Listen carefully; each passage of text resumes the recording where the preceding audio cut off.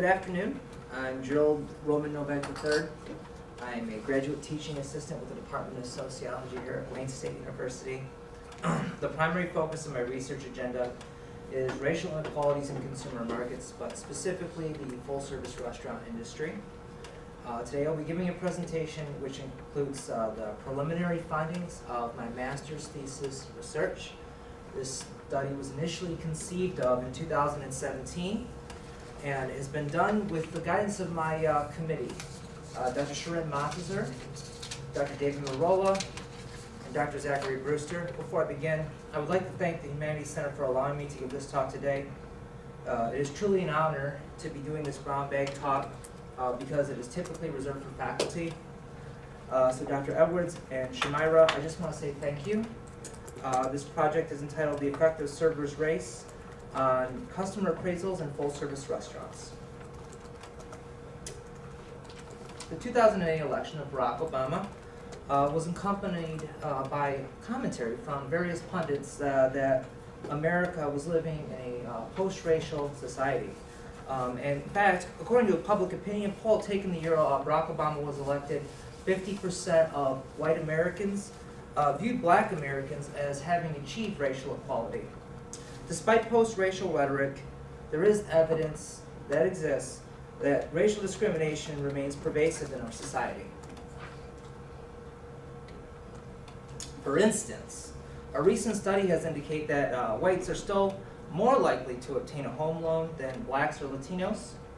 Though the practice of redlining has actually been illegal for decades, minority applicants are still finding themselves routinely passed over for this vital form of credit. Racial discrimination has also been explored in a field experiment that featured black and Latino job applicants who did not have a criminal history, obtaining callbacks for employment opportunities at the exact same rate as white applicants with no criminal history.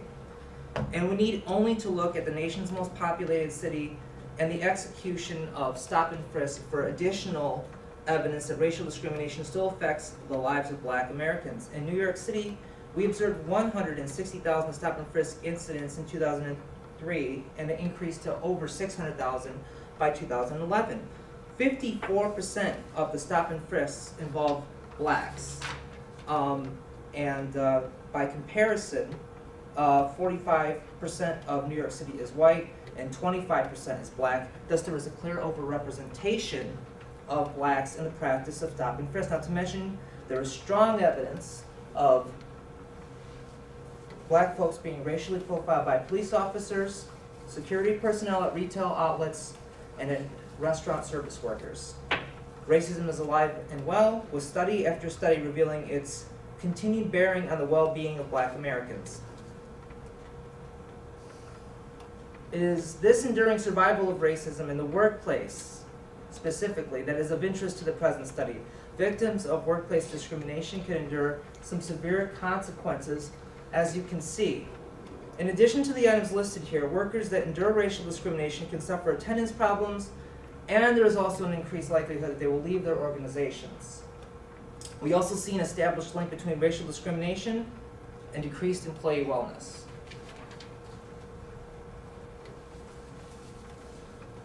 My study focuses on the existence of racial discrimination in service work environments. When we look at racial discrimination in the context of service industries, we see that service workers are beholden to their customers. And I think in process we should examine cultural contributors. And one of the main components that I look at is the old adage, the customer is always right. You've heard it, the customer is king. This model is a time-honored business standard which is intended to maintain business-consumer relationships, though the way it is applied in many service cultures promotes an environment where consumers feel infallible. To put it simply, service organizations often do whatever they can to avoid losing business, even turning a blind eye when consumers mistreat the staff. These businesses may also allow for additional discrimination to occur in the administering of surveys at the end of service encounters.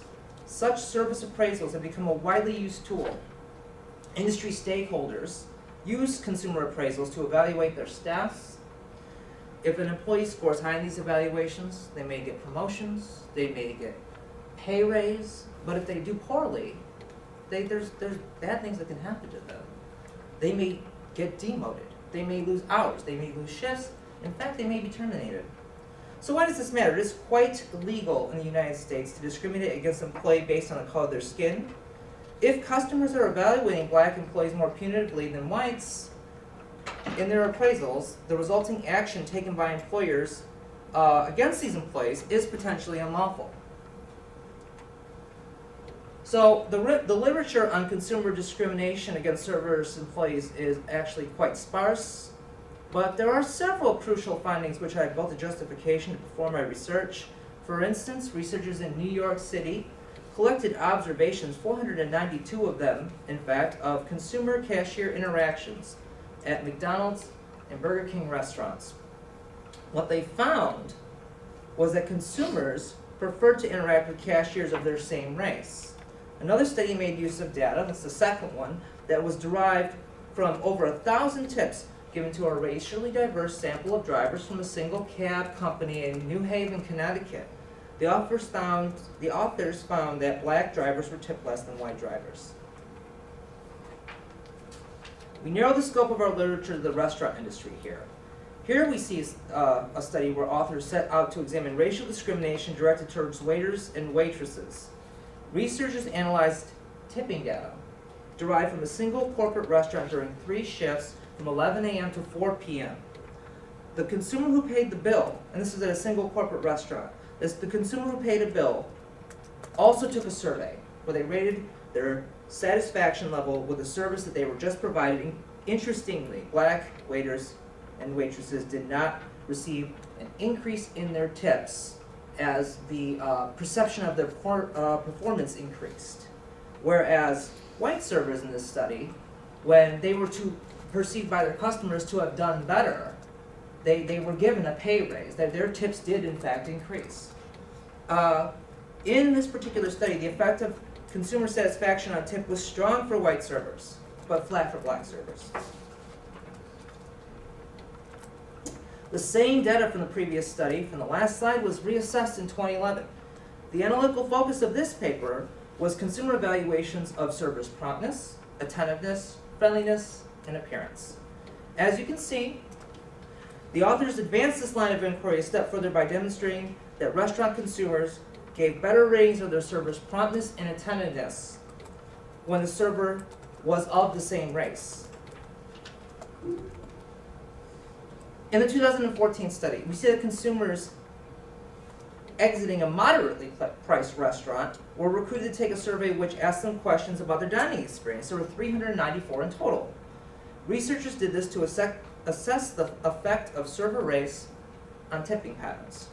The authors of this paper also collected data relating to customers' race, customers' age, dining party size, bill size, patronage frequency, food quality, service quality, and nuanced server behaviors. And they assessed these variables as moderating the relationship between server race and tip. It was found that black servers tip less than whites, with no meaningful difference in consumer service assessment to justify that gap. And lastly, we have the 2017 paper where researchers made use of anonymous data from Survey Sampling International's U.S. Consumer Panel. This sample consisted of 129 and 178 white subjects, 129 black and 178 white subjects. This was a replication study that sought to reproduce the results from 2014. This did not come to fruition. So it is because of, we could not replicate the study. It is because of these contradicting results of these 2 studies they opted to explore this topic for my thesis. Therefore, the present study seeks to examine consumer racial discrimination as relating to employees that provide hospitality services, specifically the full-service restaurant industry. Here we have our hypotheses. As you can see, I predicted that the race of the server will affect the likelihood that consumers will lodge a complaint, exhibit hostility, feel satisfied with their dining experience, and also I anticipated that black servers will receive less in gratuities than their white counterparts. Each hypothesis is accompanied by the prediction that variable service quality, service gender, service race, and consumers United States region will moderate the relationship between my independent and dependent variables. I further predicted when I partook in this analysis, this project, that modern racist attitudes will moderate the relationship between service race and my dependent variables. I believe that a study such as this should always include some measure of racist attitudes among members of the sample. There are many theories relating to racial prejudices and discrimination, but here is a very abridged overview. Overt racial discrimination can include overt racial prejudice. It can include, overt racial discrimination can include, but is not limited to, disparaging, name-calling, racial insults, off-color jokes, and pestering. Often, what researchers in the social sciences study is the phenomenon known as symbolic racism, sometimes referred to as subversive or coded racism. These expressions demonstrate racial animus, which tends to be much more subtle and less easy to detect. I will delineate several attitudes which are common to modern racists later in this presentation. So here we have the present study. To test my predictions, I used a sample that was collected from Amazon Mechanical Turk. MTurk is an open market website that allows organizations and individuals to act as requesters when they offer compensation to so-called workers in exchange for the performance of human intelligence tasks, otherwise known as HITs. HITs can include, but are not limited to, audio transcription, emotional detection, image identification, and data collection. MTurk permits researchers to conduct large sample studies at a bare minimum of price. MTurk allowed me to be a requester, and I posted an ad, basically, in their open market website requesting participation under the title Restaurant Experience Survey. Workers were compensated 35 cents a piece, and in total, 1,658 MTurk workers accessed my survey instrument. Once these data were collected, numerous quality checks were initiated, none more important than the measure of attentiveness. Following the exposure to the stimulus, participants were asked 4 true-false questions about the vignette they had just read. For example, one of these quality check items assessed whether the participant could recall the name of the server in the vignette, which I will go over later, while another verified that participants were able to remember a particular aspect of the hypothetical service that they just received. Participants who answered these items correctly were retained in the analysis, while those that failed to do so were omitted. So they had to answer 3 or more to actually be a part of the analysis. Everybody else was gone. 3 additional quality checks were performed, and what we were left with after all of these were performed was a final analytic sample of 1,181 participants.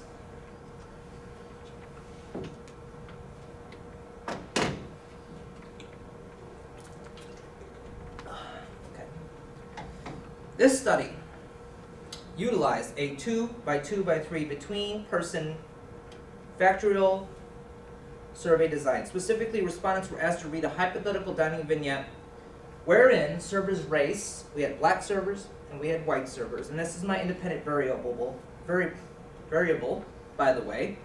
Servers' gender, which was a moderator, male, female, and service quality, which ranged from poor to excellent. They were randomly manipulated in this vignette. It should be noted that server gender and service quality were the only 2 randomized moderators in this study. I'll go over the remainder of the moderators in a bit, but following the vignette, which you can see here, this is one of the 3 templates that I used. All participants were asked a series of questions designed to record their reaction to the hypothetical service encounter that they had just been exposed to. So we collected additional information after that, including their propensities to endorse modern racial prejudices and demographic information. Servers' race and server gender were manipulated using a They're using racialized and gendered first names, which you can see here. The server names featured in my survey were Hunter for a white male, Claire for a white female, Deshaun for a black male, and Lakeisha for a black female, in order to test whether or not consumers evaluate black servers more punitively than comparable whites. Our study included 3 vignette templates, as I mentioned earlier, each of which varies by service quality at 7 separate segments. Each of these is highlighted here. The same 7 measures of service were manipulated in the average level service vignette and the excellent level service vignette. For example, instead of being a grouch when the server greets you, in the excellent vignette, the server is described as sincere, cheerful, and happy to be waiting on guests. In order to measure the effect of in order to measure the effect of restaurant servers' race on consumer appraisals, this study questionnaire contained 21 separate items intended to measure consumers' appraisals of the hypothetical service encounter that they were just exposed to. All of my dependent variables were measured using a 7-point scale with the exception of tip. A rotated exploratory principal components analysis of all 21 items resulted in the omission of a total of 5 items with high cross-loadings. It is worth noting that the reliability test, otherwise known as a Chromebox alpha, for each of these scales cleared the 0.800 mark. And here we have some of my other dependent variables. We have hostility, and I'll just read this for you here. These are 3 of the items in my hostility scale. Given the details described in the above scenario, how deserving is Hunter, Claire, Deshaun, or Lakeisha of the following punishment from their employer in response to this dining experience? And you could rate as a participant from very undeserving to very deserving whether or not they should get a 1-week suspension, a 2-week suspension, or termination. And then we have satisfaction on a terrible to excellent scale here, as you can see. And this was 2 items of a 4-item satisfaction scale.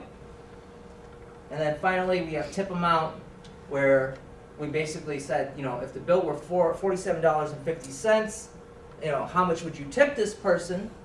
And then they manually inputted the tip inside a text box, and we cleaned it later, and that was our tip metric. And then in addition to that, I had the stopping point, the cutoff point be at $30. So nobody in our analysis tipped more than $30 on a $47.50 bill. So here are my moderators. I'd like to draw special attention to the last 2, U.S. region and racial prejudice. Given the well-documented history of racial discrimination in the United States South, a decision was made to use census guidelines to construct a dichotomous variable that codes southern states as 1, with the rest of the states in the U.S. being coded as 0. The United States Census defines the following states as being of the southern region: Delaware, the District of Columbia, Florida, Georgia, Maryland, North Carolina, South Carolina, Virginia, West Virginia, Alabama, Kentucky, Mississippi, Tennessee, Arkansas, Louisiana, Oklahoma, and Texas. And then we have modern racial prejudices on the very bottom there. I measure participants' propensity to endorse modern prejudice on the foundation of race by using questionnaire items that were derived from previous inquiry relating to modern racism, symbolic racism, and colorblind racism.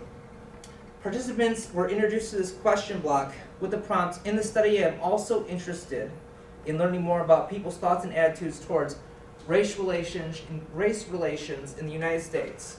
Listed below are several statements that may or may not describe your thoughts and attitudes. For each, indicate how much you agree or disagree that the statement describes your thoughts or attitudes, end quote.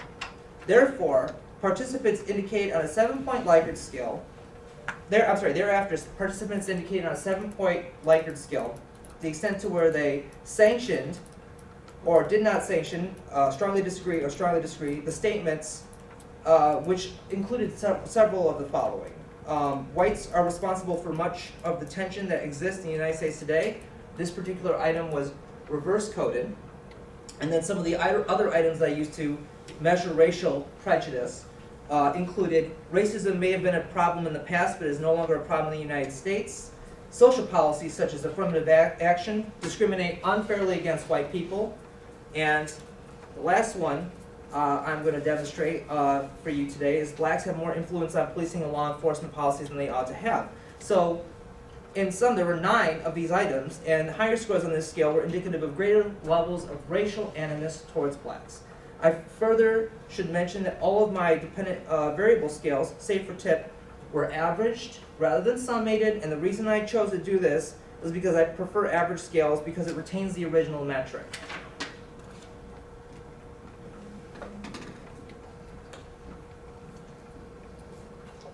Okay, so on to the results. So I'm going to present you with some of my results.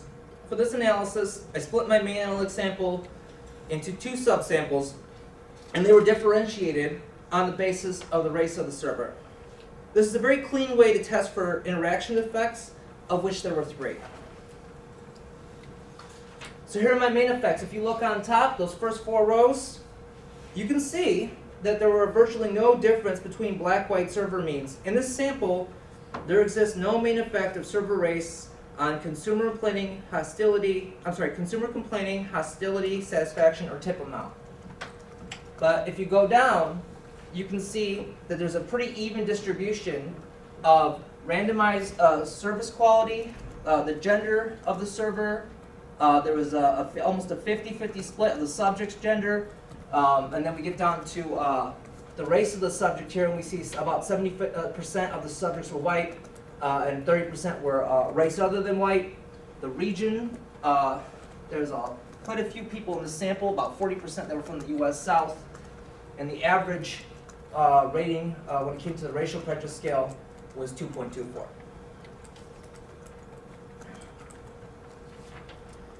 So across subsamples, white participants were less likely than other race participants to complain. Furthermore, across subsamples, participants from the U.S. South were more likely than those from other regions to complain. Further, for every unit increase in racial prejudice in the racial prejudice scale, you can see that there's also an increase in the tendency to complain. And then we see that as service quality increases, participants with a black server are less likely to complain.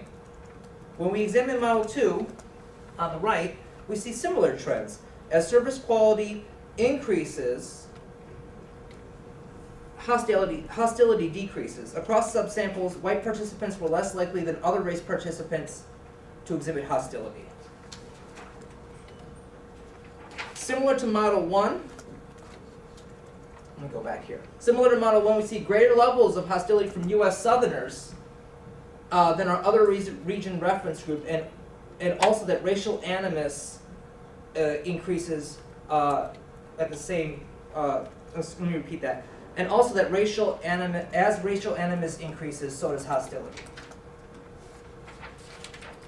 Here we see gains of consumer satisfaction as service quality increases. Moreover, sticking with Model 3, which is on the left, despite being more likely to complain and be hostile, oddly enough, U.S. Southerners were more likely than folks from other U.S. regions to be satisfied with their service, which is pretty bizarre to me.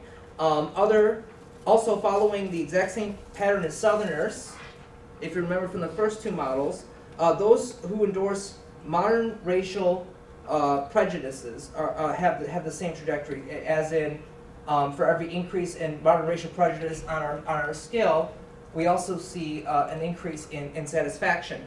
Compatible with my prediction, tip increases with service quality across both subsamples. Also, those white participants in this sample that had a black server tipped $1.22 more than non-white participants.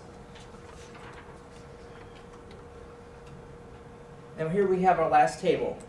So if you look at this table here, I've highlighted the 3 areas I'd like to draw attention to. Here we have a subsample coefficient comparison, and there are 3 significant differences.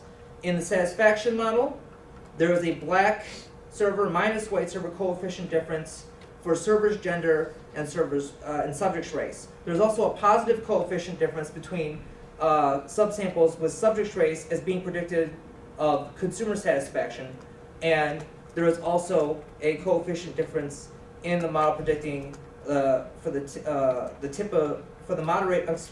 also a coefficient difference in this model predicting tip for the moderator of service quality, and that's over here. And I've got three figures to present today. When the server was black, it didn't matter if they were male or if they were female. Consumers were less satisfied with their performance when compared with white servers. Moreover, consistent with expected trends, we see that white male servers were the beneficiaries of the highest level of satisfaction. And then we have another figure here.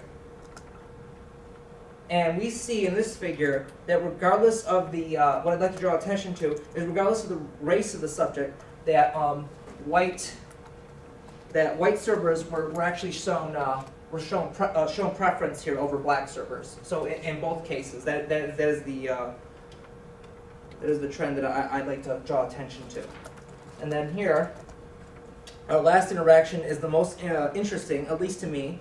So when the service quality was poor, there's a $2 difference in tip with the advantage going to white servers. As you can see on the left-hand side there, we got $2.11 for black servers, and then for white servers, $4.09. So that's in line with our predictions. So the jump from poor to average, all of a sudden we see this gap narrow substantially, with black servers seeing an increase of nearly $2.50, where white servers are being tipped $1.81 more. And then by the time we get to excellent service, they're basically both the same. They're really, really close. Black servers get another increase as the service level increases in tip by $2.50, while white servers experience another $1.81 increase. In sum, the effect of service quality on predicted tip amount is much stronger for black servers.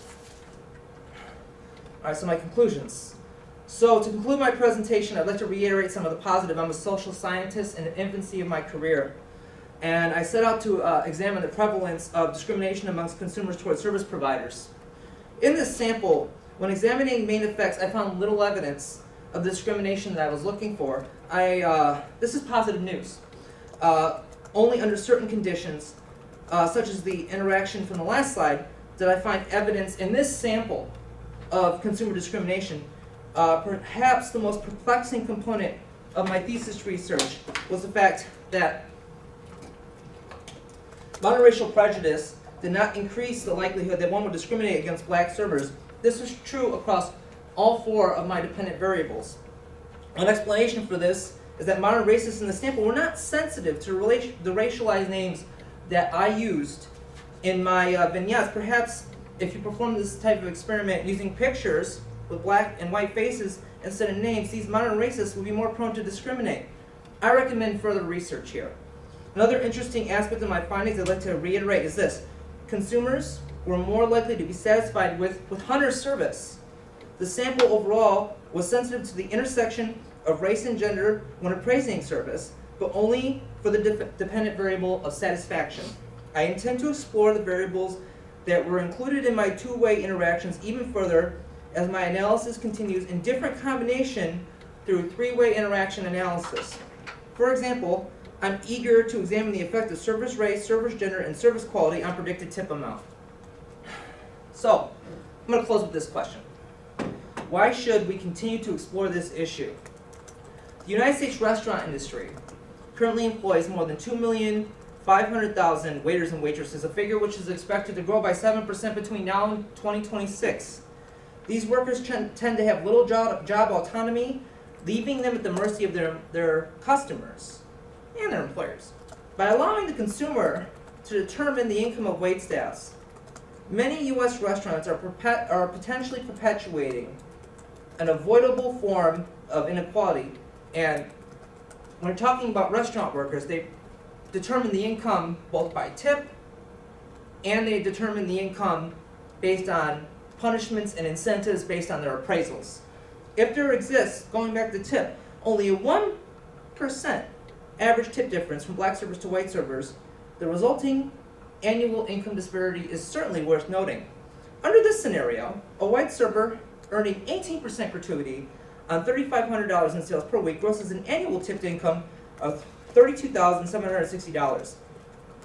By contrast, if, hypothetically, a black server were earning just 1% less, 70% on a $3,500 in sales per week gross, and that would be an annual income of $30,940. That's a almost 2% difference. Social scientists will be wise to explore consumer discrimination, consumer appraisals, and tipping behaviors because service personnel are at their mercy of consumers. Additionally, new study designs, such as using pictures for race instead of racialized names, should be evoked to establish definitively whether or not modern races are being more punitive in their assessments of black versus white service. And that concludes my presentation.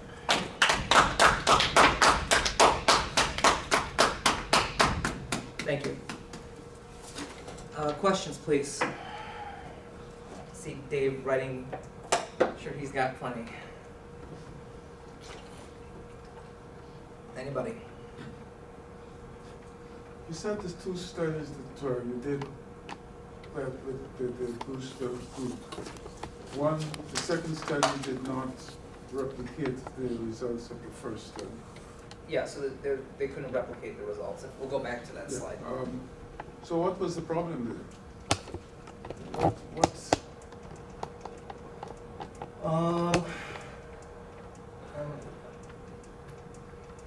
I'm going to defer to Dr. Brewster on that. No, I think that's a good question for Gerald to answer, because I had the similar question, Gerald. It sounded to me like there were two studies that found a difference, right?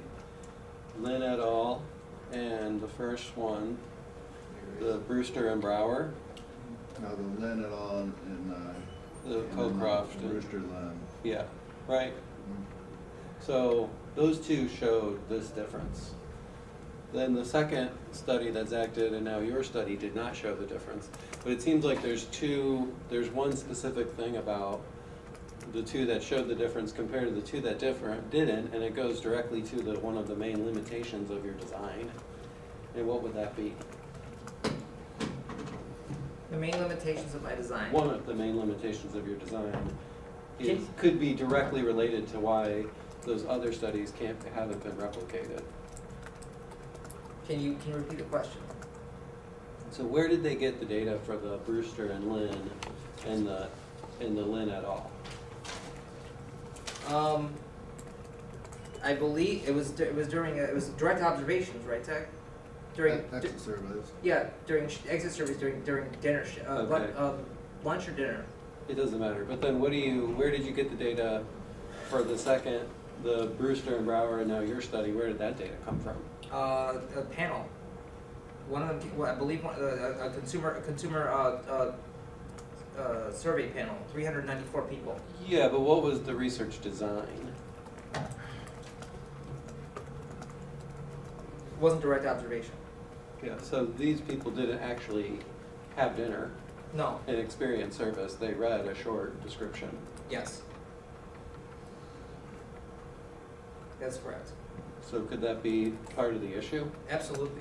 Right, because they didn't actually have a meal No. and experience this, right? They don't have a read here about either. it. Right. So you're saying that this study is more compatible with something like that, and not compatible with something with direct observation. I'm just saying the two studies that showed the difference both were surveys of people who had actually just eaten Sure. and experienced a meal in real life, Mm-hmm. and in the two that did not, you didn't show that people who received worse service tipped less. Mm-hmm. You showed that people who read about receiving worse service suggested they would tip less. It's artificial. Okay. It's artificial.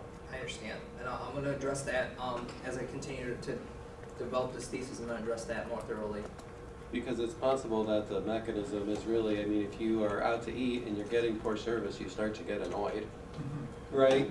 You Yes. start to get irritated, Mm-hmm. you start to get angry.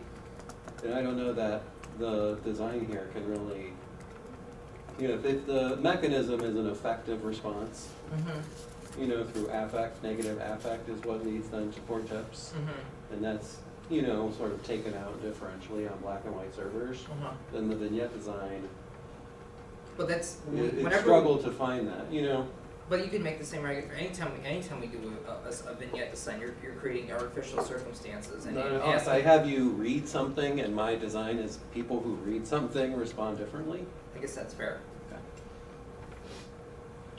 What else can I answer for you folks today? Another question I have, I mean, I don't know if mine are in any right order. So I did have a question about why did you choose the census definitions for the South? Over another definition for the South? In my training here at Wayne State University, I've often been referred to census data to make these decisions, and that was the basis of which I did that. So when you think about race, I mean, what's the key aspect of the South that, you know, is different? The history is different from the Yeah. rest of the country. So I mean, you could consider doing like former Confederate. Yeah, I think that might be even more applicable to this kind of research. I agree with you. Like Oklahoma seems like, you know, I mean, Yeah, sure, geographically, but it's not a southern state. you're Right.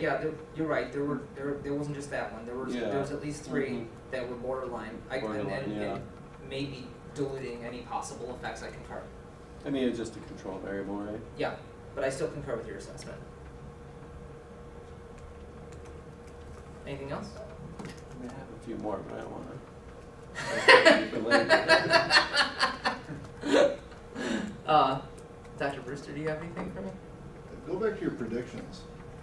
Okay. Those are my main effects. Yeah, so what do you mean by main effects? My main effect predictions. Yeah. All other things being equal, the main effect of server's race on my dependent variables.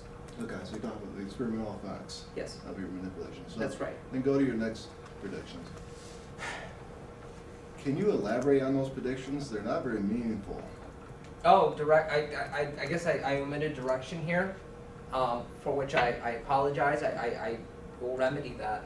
The direction of each of these moderators, so we'll go through one by one. The predictions of H1 through H4 will be moderated by the quality of service provided. So we would expect in this prediction that blacks would be assessed more punitively across all levels of service quality, but specifically poor service. Gender of the server, we would expect that consumers would be more punitive towards women. Moreover, moderated by the race of the consumer. If I were to put a prediction to that, I would assess that whites would be more punitive than other races. Moderated by the gender of the server, I would assess that males would be more punitive.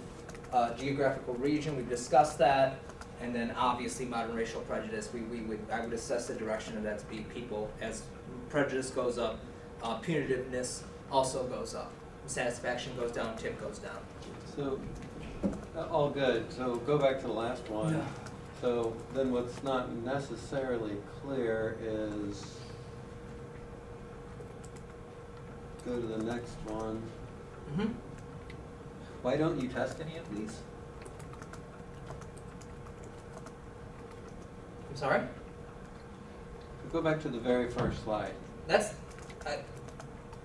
So, I mean, if I was following your analysis correctly, you basically tested whether all of those predictors were moderated by server race. Uh-huh. Well, these are main effects. Those are the first four are hypotheses. Well, just show me in, Our don't dems- go back to the hypothesis. Okay. Go to like number 5. 5. There you go. Okay. So the predictions in H1 through H4 will be moderated by quality of the service provided. Mhm. Can you show me where you tested that?